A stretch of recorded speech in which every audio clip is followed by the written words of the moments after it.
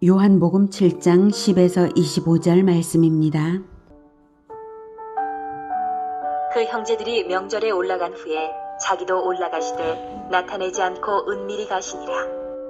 명절 중에 유대인들이 예수를 찾으면서 그가 어디 있느냐? 하고 예수에 대하여 무리 중에서 수군거림이 많아 어떤 사람은 좋은 사람이라 하며 어떤 사람은 아니라 무리를 미혹한다 하나.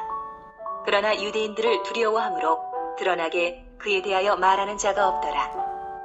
이미 명절의 중간이 되어 예수께서 성전에 올라가사 가르치시니 유대인들이 놀랍게 여겨 이르되 이 사람은 배우지 아니하였거늘 어떻게 그를 아느냐?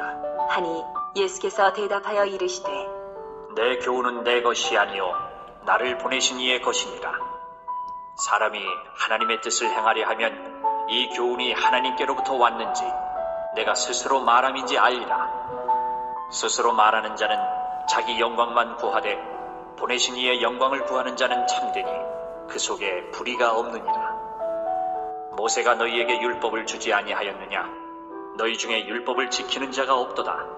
너희가 어찌하여 나를 죽이려 하느냐? 무리가 대답하되 당신은 귀신이 들렸도다. 누가 당신을 죽이려 하나이까? 예수께서 대답하여 이르시되 내가 한 가지 일을 행하매 너희가 다 이로 말미암아 이상히 여기는도다. 모세가 너희에게 할 일을 행했으니 그러나 할 일은 모세에게서 난 것이 아니요 조상들에게서 난 것이라. 그러므로 너희가 안식일에도 사람에게 할 일을 행하느니라. 모세의 율법을 범하지 아니하려고 사람이 안식일에도 할 일을 받는 일이 있거든 내가 안식일에 사람의 전신을 건전하게 한 것으로 너희가 내게 노여워하느냐? 외모로 판단하지 말고 공의롭게 판단하라 하시니라. 예루살렘 사람 중에서 어떤 사람이 말하되 이는 그들이 죽이고자 하는 그 사람이 아니냐?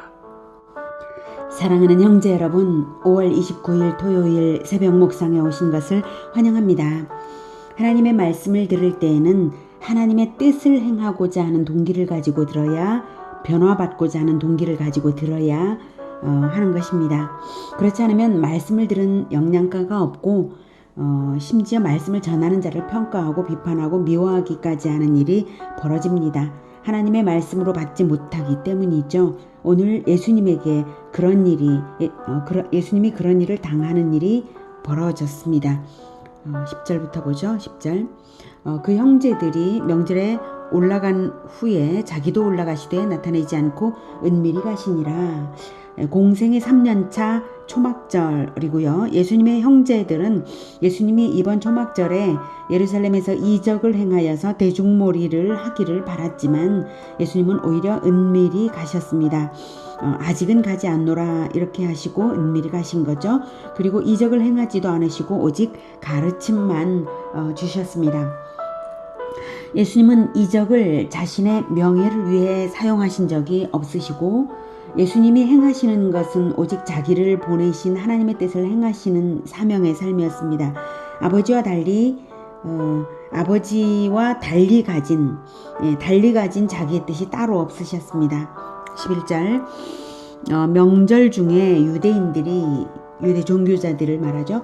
유대인들이 예수를 찾으면서 그가 어디 있느냐 하고 그가는 존중의 의미가 없이 함부로 부르는 그입니다. 그 작자 어디 있지? 이런 정도의 말을 한 것이고요. 초막절은 예루살렘의 모든 남자들이 모이는 때라서 예수 수배령을 내린 것입니다. 이번에 꼭 잡고야 말겠다 이런 뜻으로 12, 13절. 예수에 대하여 무리 중에서 수군거림이 많아 어떤 사람은 좋은 사람이라며 어떤 사람은 아니라 무리를 미혹한다 하나. 그러나 유대인들을 두려워함으로, 유대인들은 유대 종교인들, 종교 지도자들을 말하는 것입니다. 그들을 두려워함으로 드러나게 그에 대하여 말하는 자가 없더라. 두려워하는 이유는 출교를 당할까봐 두려워하는 것입니다. 예수를 추종한다는 것을 알면 그 추종자까지도 출교를 시키겠다고 한 것이죠. 자, 수배령을 내린 이유는 12절에 나온 것처럼 미혹한다 라는 빌미로 죽이려 하는 것입니다. 죽이려 하는 것은 19절, 20절 그리고 25절에도 이제 나오죠. 이미 25절에 예루살렘 사람 중에서 예루살렘 주민이 말을 하기를 그들이 죽이고자 하는 그 사람이 아니냐, 유대 종교 지도자들이 죽이려고 하는 그 사람이 아니냐, 이렇게 말을 할 정도로 이미 예수님을 죽이려는 그 의도는 공공연하게 알려진 사실이었습니다. 유대 종교 지도자들에게 출교당하는 것이 두려워서 예수를 추종한다는 것을 사람들은 드러내지 않고 있었습니다. 14절, 이미 명절의 중간이 되어, 초막절은 8일 동안 진행되는 명절이어서 한 2일에서 4일 정도 지난 때이고요. 예수께서 성전에 올라가사 가르치시니 유대인들이 놀랍게 여겨 이르되 이 사람은 배우지 아니하였거늘 어떻게 글을 아느냐 하니. 네, 성전은 랍비들이 자유롭게 성경을 가르치는 그러한 장소이고요. 예수님의 설교는 탁월했기 때문에 모두를 놀랍게 했는데요. 어떻게 글을 아느냐? 그래서 글은 글자를 말하는 것이 아니라 학문을 아냐 이겁니다. 즉 성경 지식이 있냐 저작자가 이런 뜻이죠. 이스라엘에는 랍비 교육이란 것이 있습니다. 유대 종교 지도자들은 랍비 교육을 받지 않은 예수가 뭘 알겠냐 이렇게 한 거죠. 그 설교의 탁월성에 내심 놀라면서 오히려 랍비 교육을 안 받았다는 이유로 예수의 설교를 신뢰할 수 없다고 비하하는 말을 한 것이죠. 16절, 예수께서 대답하여 이르시되 내 교훈은 내 것이 아니요 나를 보내신 이의 것이니라. 예수님은 설교자이시고요. 설교는 하나님의 말씀을 전하는 것이기에 자기 설교의 근거와 권위가 하나님에게서 나오는 것임을 분명하게 밝히시는 것입니다. 진실한 설교가 멸시받아서는 안 되거든요. 랍비 교육을 안 받았다는 이유로 멸시해서는 안 되는 것입니다. 17절, 사람이 하나님의 뜻을 행하려고 하면 이 교훈이 하나님께로부터 왔는지 내가 스스로 말함인지 알리라. 랍비 교육을 받았냐 안 받았냐가 중요한 게 아니라 하나님의 뜻을 행하려는 동기로 들으면 내 설교가 하나님의 뜻을 말하고 있는지 알아듣는다 이 말이죠.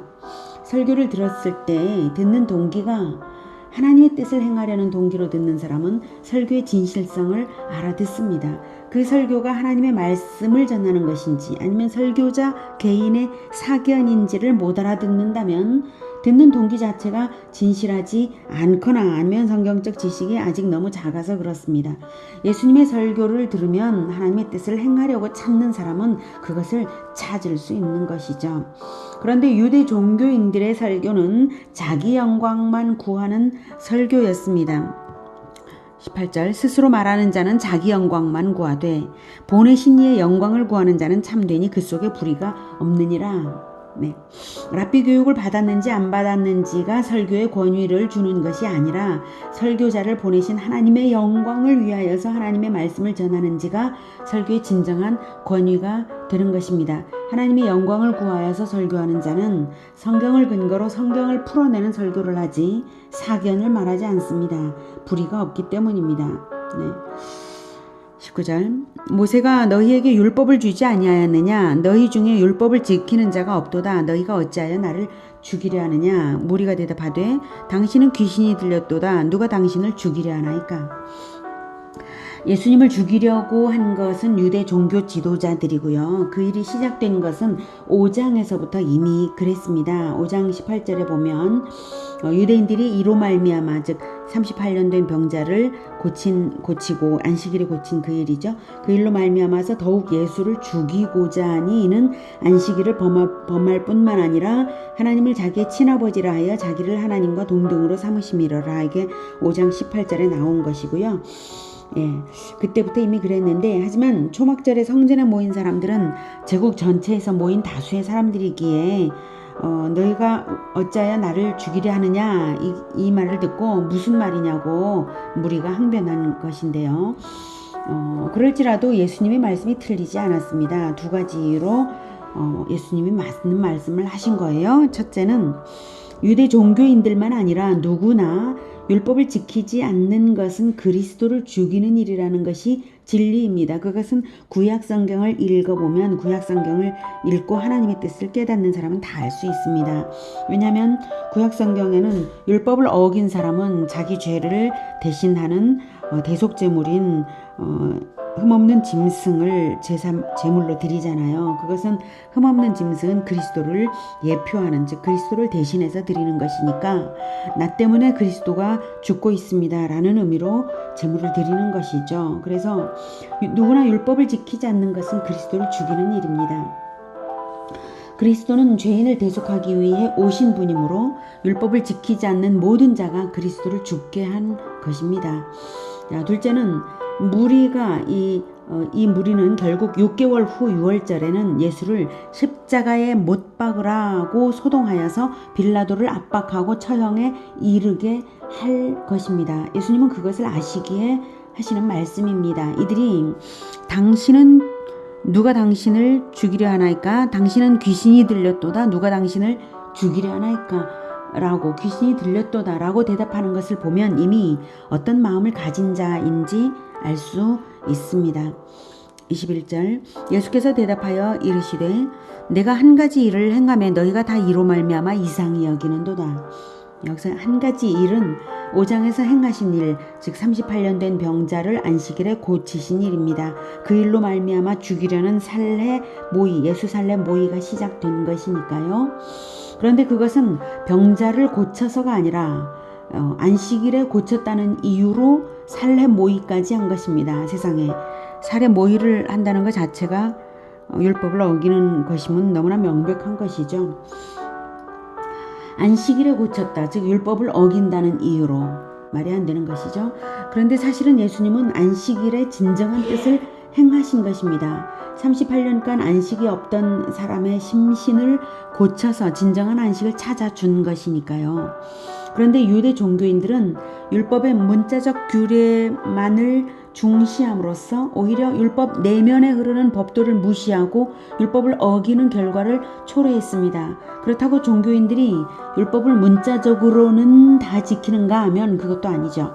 그래서 예수님이 너희들이 오히려 못 지키면서 왜 문자적 준수를 강요하느냐는 뜻으로 말씀하십니다. 22절부터 모세가 너희에게 할례를 행했으니 그러나 할례는 모세에게서 난 것이 아니요 조상들에게서 난 것이라. 그러므로 너희가 안식일에도 사람에게 할례를 행하느니라. 모세의 율법을 범하지 아니하려고 사람이 안식일에도 할례를 받는 일이 있거든. 내가 안식일에 사람의 전신을 건전하게 한 것으로 너희가 내게 노여워하느냐. 외모로 판단하지 말고 공의롭게 판단하라 하시니라. 네.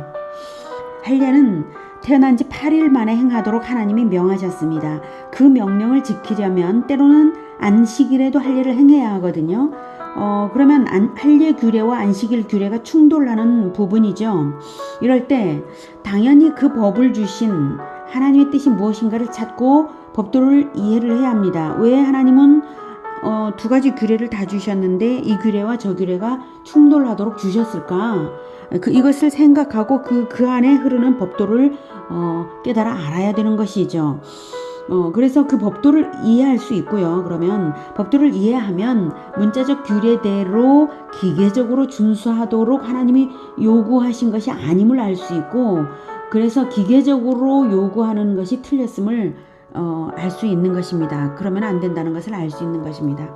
율법은 법도가 있고 규례가 있습니다. 법도는 율법의 내면 바탕에 흐르는 정신이고 규례는 율법을 준수하기 쉽도록 규칙을 세운 것입니다. 법도는 바뀌지 않지만 규례는 사회와 문화의 변천과 특별한 상황에 따라 달라질 수 있는 것이 규례입니다. 규례가 달라질지라도 하나님의 뜻을 행하고자 한다면 법도를 행할 수 있는 것이죠. 그래서 23절에 너희들도 율법을 범하지 아니하려고 안식일에도 할례를 행하지 않냐? 그것을 생각해 보면 알지 못하겠냐? 하신 것입니다. 그런데 유대 종교인들은 그저 규례만 강요하면서 법도를 무시한 것이고 그 핑계로 예수를 죽이고자 수배령까지 내린 것인데요. 실상은 율법을 수호하고자 하는 것이 그들의 진실성이 아니라 자기들의 기득권 때문에 분노하는 것입니다. 예수님이 대중적인 인기를 얻고 또 예수님 때문에 자기들의 불법이 드러나는 것이 화가 난 것이죠. 내가 안식일에 사람의 전신을 건전하게 하는 것으로 너희가 내게 노여워하느냐? 외모로 판단하지 말고 공의롭게 판단하라. 안식일에 사람의 전신을 고쳐서 진정한 안식을 제공하는 것이 너희를 분노하게 한다면 너희들이 공의가 없어서다, 이 말씀이죠. 외모로 판단하지 말고는 피상적으로 판단하지 말라는 것입니다. 율법의 법도는 피상적인 것만으로 판단되는 것이 아니고 공의를 기준으로 볼 때 율법의 법도를 알 수 있는 것입니다. 오늘은 공의에 근거해서 율법의 법도를 행하도록 하나님의 사명을 받아 하나님의 말씀을 전하시는 예수님을 만났습니다. 우리가 성경을 피상적으로만 보아서는 안 되겠습니다. 문자적 규례 자체만을 절대시해서는 안 되고 하나님의 뜻을 행하고자 하는 진실한 동기로 성경을 깊이 들여다보면서 하나님의 공의의 법도를 배워 행해야 하겠습니다. 만약 그렇지 못한다면 그것은 그리스도를 죽이는 꼴과 같으니까요. 사실 우리의 죄를 대속하기 위해 오신 그리스도이시므로 이미 우리가 율법을 어겨서 그리스도를 죽인 자인 것입니다. 그러기에 예수님을 다시 죽이는 꼴이 우리 삶에 재현되지 않도록 우리는 말씀의 법도를 배워 알아야 하겠습니다. 하나님의 보내신 유일한 아들의 가르침을 잘 받아서 우리 역시 하나님의 뜻을 행하고 전하는 우리 모두가 되기를 축복합니다. 기도하겠습니다. 하나님의 말씀을 깊이 생각하고 묵상하고 그래야 된다는 것을 다시 느꼈습니다. 문자적인 규례가 서로 충돌되는 것들이 있는데 그것은 그 충돌을 통해서 깊이 생각함으로 말미암아 법도를 깨닫게 하시는 하나님의 뜻인 줄을 다시 생각했습니다. 하나님, 우리가 하나님의 말씀을 피상적으로 알지 말고 그 법도를 깨달아 알도록 우리를 가르쳐 주시옵소서. 하나님의 말씀을 읽을 때에 진리를 깨닫게 하여 주시옵소서. 그래서 진리를 행하는 자들이 되도록 주님 우리를 가르쳐 주시고 인도하여 주시옵소서. 그래서 공의에 따라 행하고 공의에 따라 판단하고 행하는 우리 모두가 되게 주님 도와주시옵소서. 우리가 율법을 어긴 우리를 대신하여서 목숨을 내어주신 예수 그리스도 이름으로 기도드립니다. 아멘. 이어지는 시간은 개인 기도 시간입니다.